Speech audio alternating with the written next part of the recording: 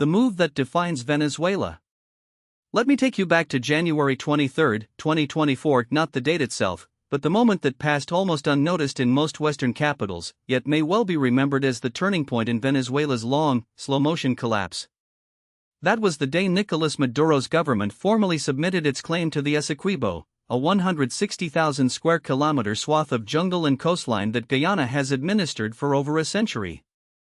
The official maps were redrawn overnight, the military was put on alert, and Maduro, in a televised address, declared the region an integral part of Venezuelan territory. The world's media treated it as a diplomatic spat, another flare-up in a forgotten corner of South America. But that's not what this is. This is the opening gambit in a geopolitical endgame that will reshape the Western Hemisphere and possibly the global balance of power for decades to come. I've spent the last 30 years studying the intersection of resource politics, great power competition, and the slow unraveling of American hegemony. I've watched as Washington's foreign policy establishment, time and again, misreads crises like this one, dismissing them as local disputes, only to wake up years later to find that the rules of the game have changed beneath their feet. Venezuela's move on Essequibo isn't just about oil, or borders, or even Maduro's desperation to cling to power. It's about something far the death of the post-Cold War order in Latin America, and the rise of a new multipolar contest where the United States is no longer the only player that matters. And if we don't understand that now, we'll be caught flat-footed when the real crisis hits. So let's start with the story they're telling you. The official narrative is straightforward enough. Venezuela, the argument goes, has a legitimate historical claim to Essequibo, dating back to the 19th century when the territory was first demarcated under British colonial rule.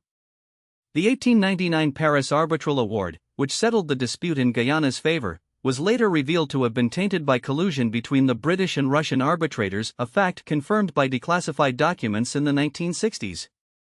Venezuela has never formally accepted the award, and in 1966, just months before Guyana's independence, the two countries signed the Geneva Agreement, which called for a negotiated settlement.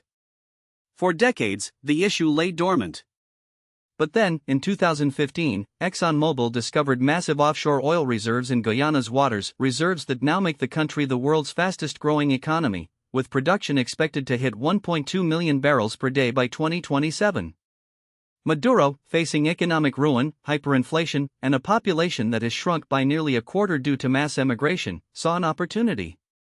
By reviving the Essequibo dispute, he could rally nationalist sentiment, distract from his own failures, and, crucially, position Venezuela as the rightful steward of Guyana's oil wealth.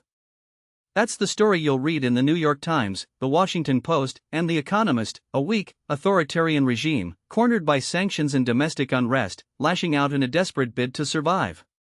The U.S. State Department has condemned Maduro's actions as provocative and destabilizing, while the Pentagon has quietly increased its military presence in Guyana, conducting joint exercises and deploying special forces advisors. The British, ever the loyal Atlanticist ally, have sent a warship to the region. The Organization of American States has passed resolutions reaffirming Guyana's territorial integrity. And the International Court of Justice, after years of Venezuelan obstruction, has finally ruled that it has jurisdiction over the dispute, a ruling Maduro has dismissed as null and void. But there's a problem with this narrative. It's not wrong, exactly, just incomplete. And in geopolitics, what you leave out is often more important than what you include. Here's what they're not telling you. First, the timing. Maduro didn't just wake up one morning and decide to revive the Essequibo claim. This move was years in the making, and it was coordinated with outside powers who have a vested interest in seeing the United States humiliated in its own backyard. Let's start with the most obvious: Russia. In September 2023, just 4 months before Venezuela's formal claim, Maduro traveled to Moscow for a high-profile meeting with Vladimir Putin. The two leaders signed a series of agreements, including a $1.5 billion investment deal for Venezuela's oil sector, despite U.S. sanctions, and a commitment to deepen military cooperation. Russian state media, which has been amplifying Venezuela's claims for months, framed the meeting as a strategic partnership against American hegemony. Then, in November, just weeks before the Essequibo announcement, Russia's Deputy Foreign Minister Sergei Ryabkov warned that any U.S. military intervention in Venezuela would be met with a decisive response. That's not a coincidence. That's signaling. Now, let's talk about China. In 2020, Beijing extended a $5 billion line of credit to Caracas, secured by future oil deliveries. But with Venezuela's production in freefall down from 3.5 million barrels per day in 1998 to barely 700,000 today, China has grown impatient. Enter Essequibo. Guyana's offshore fields are some of the most lucrative in the world, with break-even costs as low as $35 per barrel. Chinese state-owned firms, including CNOOC and Sinopec, already hold major stakes in Guyana's oil blocks. If Venezuela were to gain control of Essequibo, those fields would suddenly be within its territorial waters and subject to Chinese influence. In December 2023, just days after Maduro's announcement, China's foreign ministry issued a carefully worded statement supporting Venezuela's efforts to defend its sovereignty and territorial integrity. That's diplomatic code. We're with you, but don't expect us to say it outright. Then there's Iran. In June 2022, Maduro and Iranian President Ebrahim Raisi signed a 20-year cooperation agreement, including provisions for joint oil refining and military collaboration. Iran has been sending oil tankers to Venezuela for years, helping Caracas evade U.S. sanctions. But in 2023, something changed. Iranian military advisors began arriving in Venezuela in larger numbers, and in October, the two countries conducted their first-ever joint naval exercises in the Caribbean. That same month, Iran's Revolutionary Guard Corps announced the establishment of a permanent presence in Venezuela. Now, why would Iran, a country facing its own economic crisis and regional isolation, invest so heavily in a distant Latin American nation? The answer lies in the Strait of Hormuz. If the U.S. ever moves to blockade Iran's oil exports, Tehran needs a way to retaliate. And what better way than to threaten U.S. energy supplies from the Western Hemisphere? A Venezuelan-controlled Essequibo, with its deep-water ports and proximity to the AMA Canal, would be the perfect staging ground for Iranian-backed asymmetric warfare against U.S. shipping lanes. So let's recap. Venezuela's move on Essequibo isn't just a desperate play by a failing regime.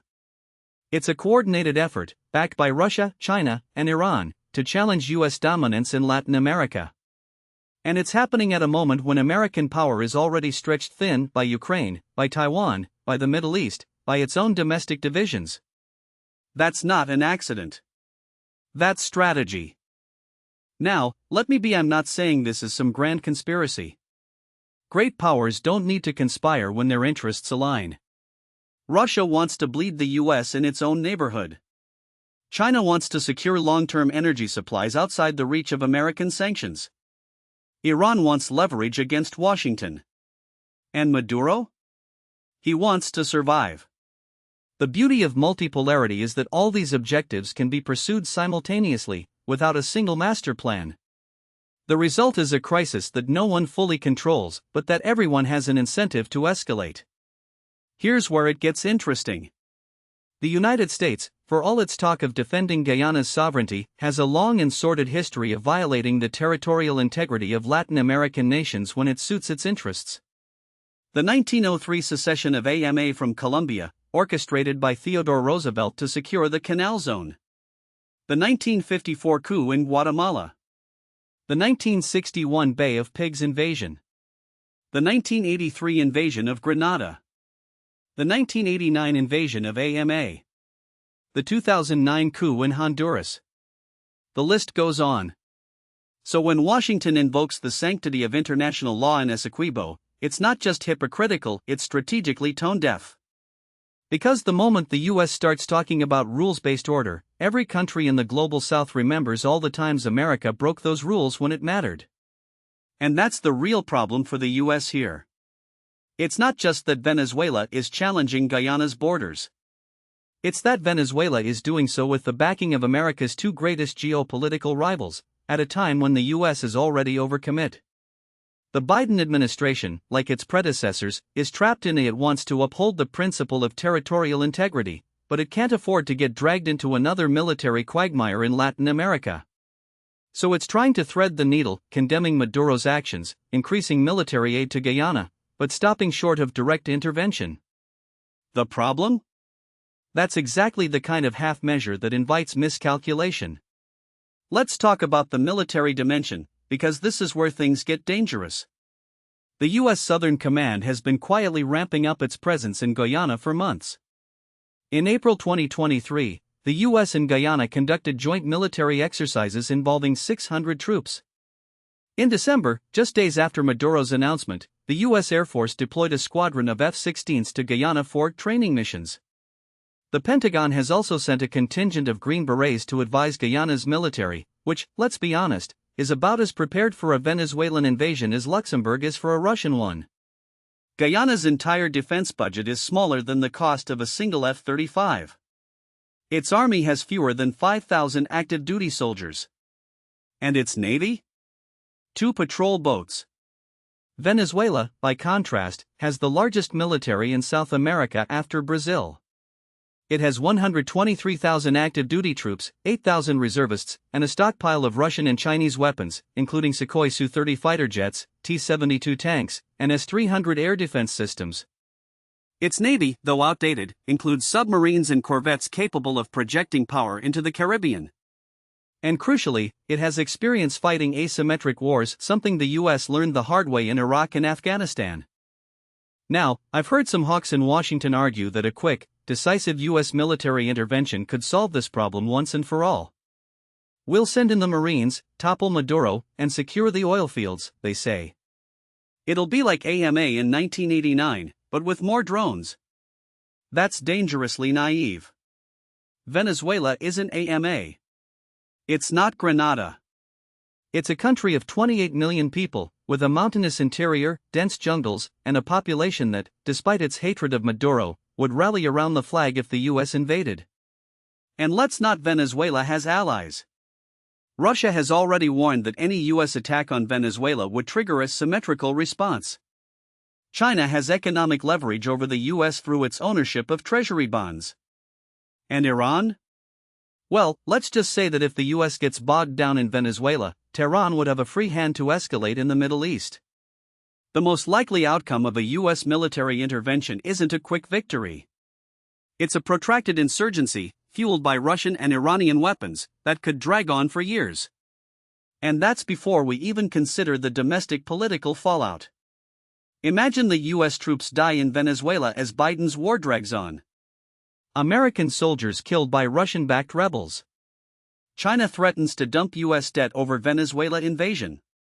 That's not a scenario any president wants to face in an election year. But here's the US doesn't need to invade Venezuela to lose this fight. All it needs to do is miscalculate. And right now, the conditions for miscalculation are perfect. Maduro, facing an election in 2024 that he's almost certain to lose, has every incentive to escalate. The US, desperate to avoid another foreign policy disaster, has every incentive to overreact. And Guyana, caught in the middle, has every incentive to provoke Venezuela into a mistake that would justify international intervention. That's a recipe for war. So what's really going on here? Let's out. The Essequibo crisis isn't just about Venezuela. It's about the end of the unipolar moment, the period after the Cold War when the United States was the world's sole superpower. For 30 years, Washington acted as if it could shape the global order in its image, intervening wherever it pleased, imposing sanctions at will, and expecting the rest of the world to fall in line. But that era is over.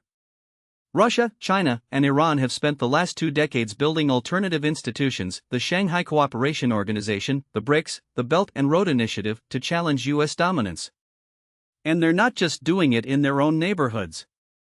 They're doing it in America's backyard. Latin America has always been the soft underbelly of US hegemony. It's where the Monroe Doctrine was born, where the US has intervened more times than any other region in the world. But in the last decade, something has changed. China has become the top trading partner for most Latin American countries. Russia has sold billions in arms to Venezuela, Nicaragua, and Cuba. Iran has established a foothold in the Caribbean. And the US, distracted by wars in the Middle East and now Ukraine, has taken its eye off the ball. That's the real significance of Essequibo. It's not just a border dispute.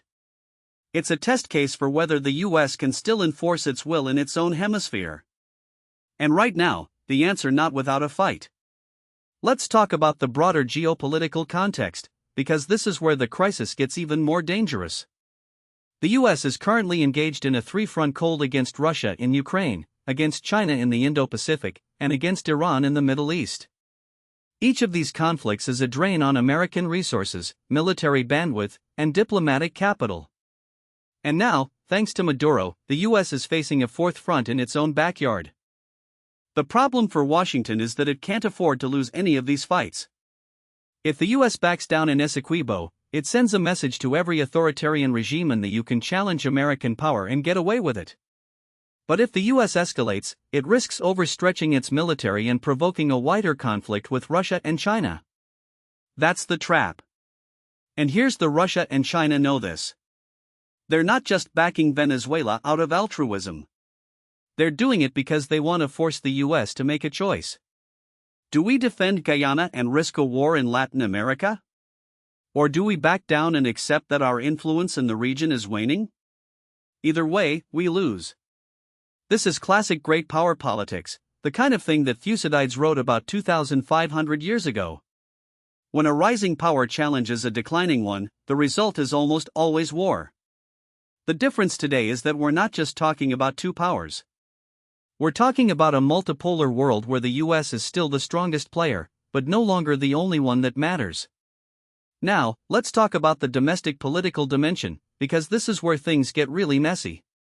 The Biden administration is facing an election in 2024, and Venezuela is suddenly a major issue.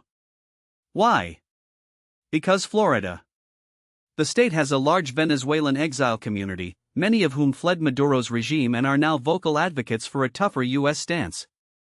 In 2020, Biden won Florida by just 3 percentage points, a margin that could easily flip in 2024.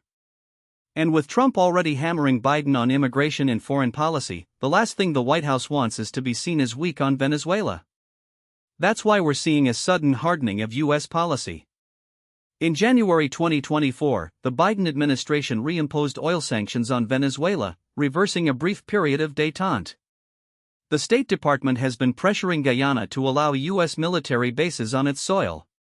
And there are whispers in Washington about a possible naval blockade of Venezuela's coast. None of these moves will solve the Essequibo crisis. But they might help Biden win Florida. The problem is that domestic politics and grand strategy don't always mix. In 1962, during the Cuban Missile Crisis, John F. Kennedy was under immense pressure from hawks in his own party to take a hard line against the Soviet Union. But he resisted, knowing that escalation could lead to nuclear war. Today, the U.S. faces a similar dilemma. But instead of a president with the strategic vision of Kennedy, we have a political class that's more concerned with soundbites than statesmanship. So where does this leave us? Let's run through the scenarios. Scenario: the diplomatic off-ramp. In this best-case scenario, the U.S. and its allies manage to de-escalate the crisis through a combination of diplomacy and economic pressure. Guyana agrees to some form of resource sharing with Venezuela, perhaps a joint development zone in the disputed waters, in exchange for international guarantees of its territorial integrity. The U.S. offers sanctions relief to Maduro, while Russia and China use their leverage to push him toward a compromise. The ICJ rules in Guyana's favor, but Venezuela saves face by securing a slice of the oil revenue. This scenario requires a level of great power cooperation that doesn't currently exist, and it assumes that Maduro is willing to back down, which, given his domestic political needs, is far from certain. But it's not impossible. After all, even the Cuban Missile Crisis ended with a deal. Scenario: the frozen conflict. The frozen conflict is the scenario I find most likely, and it's the one that should worry us most. Not because it's the most violent, though it could be, but because it's the most insidious. Frozen conflicts have a way of festering, of becoming permanent fixtures on the geopolitical landscape, draining resources and attention while never quite exploding into full-scale war. Think of Cyprus, where the Green Line has divided the island since 1974, or Transnistria, the breakaway region of Moldova that's been stuck in limbo since the Soviet collapse. These aren't just historical footnotes, they're active fault lines, ready to rupture at any moment. Now, what most people don't realize is that Venezuela has been preparing for this kind of stalemate for years. Since at least 2019, when Juan Guaido's attempted coup fizzled out, Maduro's government has been quietly militarizing the Essequibo border.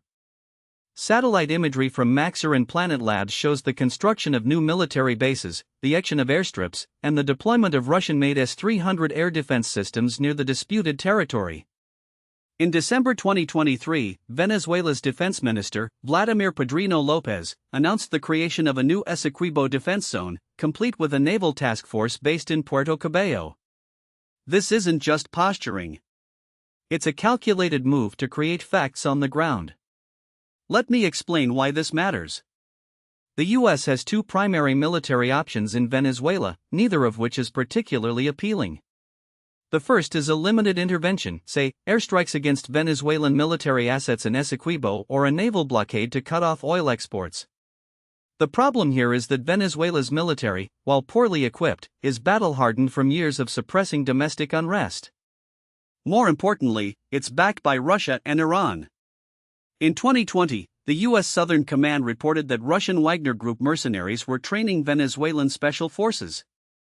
And in 2023, Iran began supplying Venezuela with Mohajer 6 drones, which have a range of 200 kilometers, enough to threaten U.S. bases in Guyana or even the Dutch island of Curaçao, where the U.S. has a forward operating location. The second option is a full-scale invasion, which would make Iraq look like a cakewalk.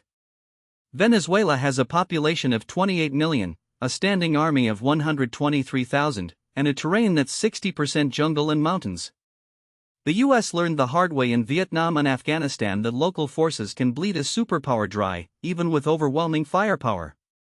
And let's not forget that Venezuela has the largest proven oil reserves in the world.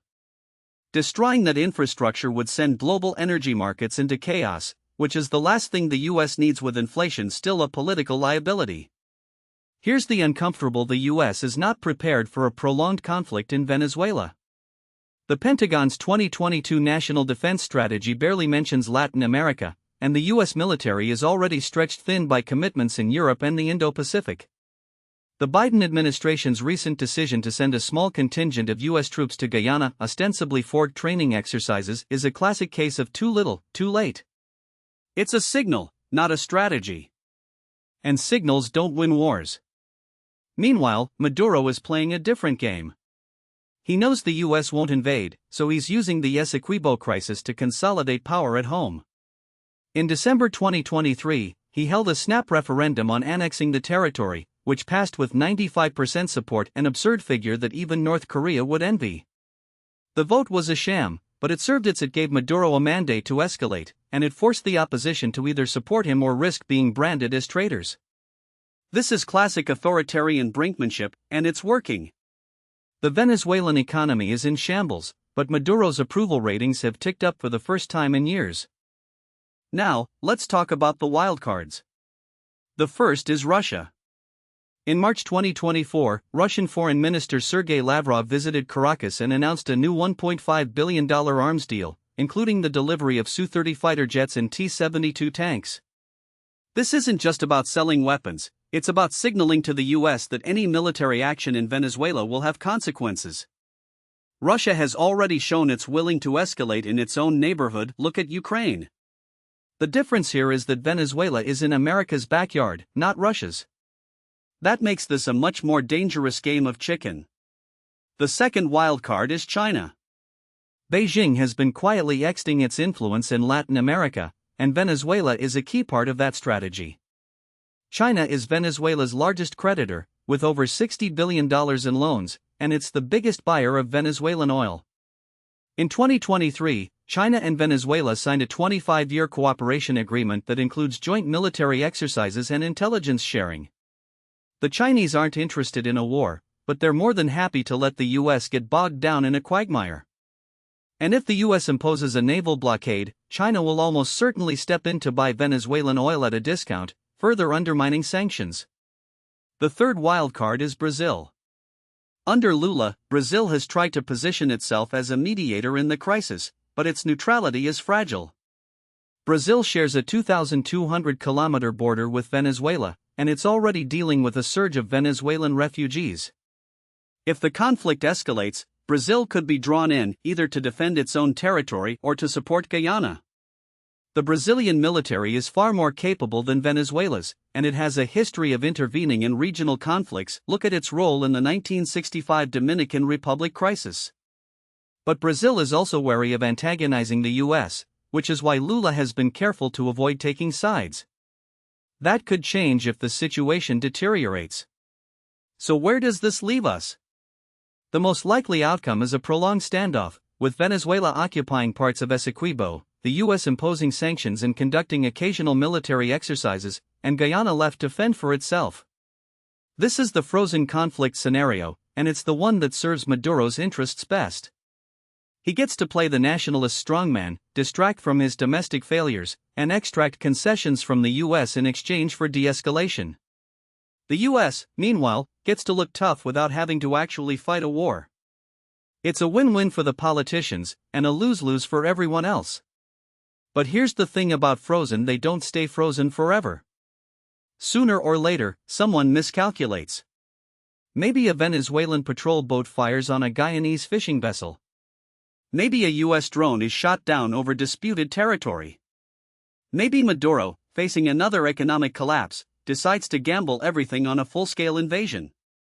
When that happens, the US will have to choose between backing down and doubling down. And given the political climate in Washington, doubling down is the more likely option. That's why the Essequibo crisis isn't just about a strip of jungle or a few oil fields. It's about the future of US power in Latin America. For decades, the US has treated the region as its backyard, intervening at will whenever it felt its interests were threatened. But the world has changed. China and Russia are now active players in Latin America, and they're not going anywhere. The US can no longer assume that its military dominance will go unchallenged. If it wants to maintain its influence, it will have to do more than send a few troops to Guyana or impose sanctions on Venezuela. It will have to offer a positive vision for the region, one that goes beyond containment and coercion. But that's not the direction we're heading in. Instead, we're seeing a return to the old threats, sanctions, and military posturing. It's a strategy that might win elections, but it won't solve the underlying problems. And in the long run, it could lead to a conflict that no one wants but no one can avoid. That's the real danger of the Essequibo crisis. It's not just about Venezuela. It's about whether the US is still capable of leading in a multipolar world. And right now, the answer to that question is far from clear. Now, what most people don't realize is that this crisis isn't just playing out on the international stage, it's also reshaping Venezuela's domestic politics in ways that could either stabilize Maduro's regime or accelerate its collapse. And that's where things get really interesting, because the Essequibo gambit isn't just about oil or territory, it's about survival. Maduro's government is walking a razor's edge, and every move he makes at home is calculated to keep him from falling off. Let me explain why this matters. Since 2013, when Maduro took over after Chávez's death, Venezuela's economy has contracted by more than 75%. That's not a typo, 75%. Inflation hit 1,000,000% in 2018. The bolivar is so worthless that people weigh stacks of cash instead of counting them. The country that once had the largest proven oil reserves in the world now can't even refine enough gasoline for its own people. And yet, Maduro is still in power. How? Because he's mastered the art of political triage, knowing exactly which wounds to bandage and which to let bleed. The Essequibo crisis is the latest tourniquet. By rallying the country around a nationalist cause, Maduro is doing what every weak leader does when faced with internal: he's externalizing the enemy. The script is as old as politics itself. When the economy is in freefall, when the people are starving, when the streets are filled with protesters, you don't fix the problems, you create a distraction. And what better distraction than a territorial dispute with a neighbor backed by the United States? Here's the uncomfortable: it's working. Polls from Dataanalysis, one of the few remaining credible firms in Venezuela, show that Maduro's approval rating has ticked up since the referendum in December 2023, when 95% of voters supposedly backed the government's claim to Essequibo. Never mind that the turnout was likely inflated, or that the opposition boycotted the vote, what matters is the narrative. Maduro can now stand in front of a map with a big red line through Guyana and say, "This is ours, and the Americans are trying to steal it." That's a powerful message in a country where anti-imperialism is still a core part of the national identity. But nationalism is a double-edged sword. The moment Maduro's government fails to deliver on its promises, whether it's securing Essequibo, improving living conditions, or even just keeping the lights on, the backlash will be swift and brutal. We saw this in 2017, when massive protests erupted after the Supreme Court tried to dissolve the National Assembly. The government responded with repression, killing over 100 people and jailing thousands. The protests eventually fizzled out, but the underlying grievances never went away. They just went underground. Now, Maduro is betting that he can keep those grievances suppressed long enough to outlast his opponents. And he's got a few things working in his favor. First, the opposition is fractured. Maria Corina Machado, the opposition leader who won the primary in October 2023 with over 90% of the vote, was barred from running in the 2024 presidential election. The government has systematically disqualified, exiled, or imprisoned every viable opposition figure, from Leopoldo Lopez to Juan Guaidó. What's left is a collection of smaller parties and disillusioned voters who may not even bother showing up on election day. Second, Maduro has co-opted just enough of the economy to keep key elites loyal. The military, which controls everything from food distribution to gold mining, has been given a cut of the action. The same generals who once profited from smuggling gasoline now profit from smuggling gold. The same officials who turned a blind eye to drug trafficking now turn a blind eye to illegal mining in the Amazon. As long as the money keeps flowing, they have no incentive to abandon Maduro. Third, and perhaps most importantly, the international community is exhausted. The US and the EU have been sanctioning Venezuela for years, but the regime hasn't collapsed. If anything, the sanctions have made Maduro more resilient by forcing him to diversify his alliances. Russia and China have stepped in with loans, investments, and diplomatic cover. Iran has sent oil tankers to bypass the US embargo. Even Turkey, a NATO member, has helped Venezuela launder gold.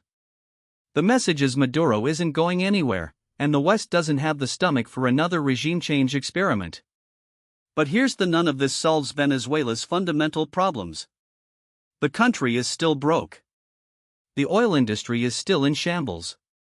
The infrastructure is still crumbling. And the people are still hungry.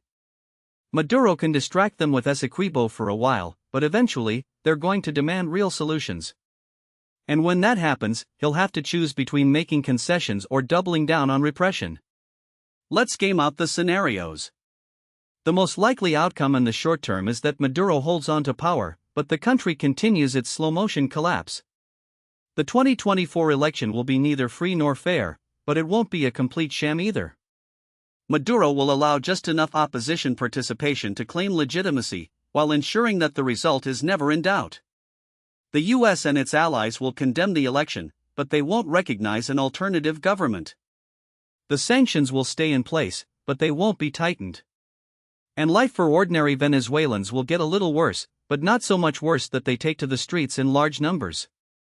The second scenario is more a sudden economic shock that triggers a new wave of protests. This could happen if oil prices crash, or if the US tightens sanctions on Venezuela's remaining oil exports, or if a major corruption scandal erupts. If that happens, Maduro's options will be limited. He could try to negotiate with the opposition, but that would require making real concessions like releasing political prisoners or allowing free elections, which he's shown no willingness to do. More likely, he'll crack down. We could see a repeat of 2017, or worse. The military might fracture, with some units siding with the protesters and others remaining loyal to Maduro. That's when things get really unpredictable. The third scenario is the wild military coup. This is unlikely, but not impossible. The Venezuelan military is not a monolith. There are factions within the armed forces that are unhappy with Maduro, either because they've been sidelined or because they genuinely believe the country is on the wrong path. If the economy collapses and the protests grow, some of these factions might decide that Maduro is more of a liability than an asset. The problem is that any coup attempt would be messy. The last time the military tried to overthrow a Venezuelan president was in 2002, when Chavez was briefly ousted before being reinstated. The lesson from that episode is that coups in Venezuela don't work unless they have broad support, both within the military and among the population. And right now, that support doesn't exist. So where does that leave us? In a holding pattern, for now. Maduro will continue to use the Essequibo crisis to shore up his domestic position, while the US and its allies will continue to treat Venezuela as a problem to be managed rather than a country to be engaged with. The opposition will keep trying to find a way back into the political system, but they'll be blocked at every turn. And the Venezuelan people will keep suffering, caught between a government that can't govern and an international community that doesn't know what to do with it. But here's the thing about holding: they don't last forever. Sooner or later, something has to give. Maybe it's a new economic crisis. Maybe it's a miscalculation in the Essequibo dispute. Maybe it's a split in the military. Whatever it is, the next few years are going to be decisive for Venezuela. And the choices that Maduro, the opposition, and the international community make now will determine whether the country descends into further chaos or finds a way out of the abyss. One thing is, the old playbook isn't working. The US can't keep treating Venezuela like a Cold War relic, and Maduro can't keep pretending that nationalism alone will save him. If there's going to be a way forward, it will require something that's been in short supply in Venezuela: for compromise. And right now, that seems like the longest shot of all.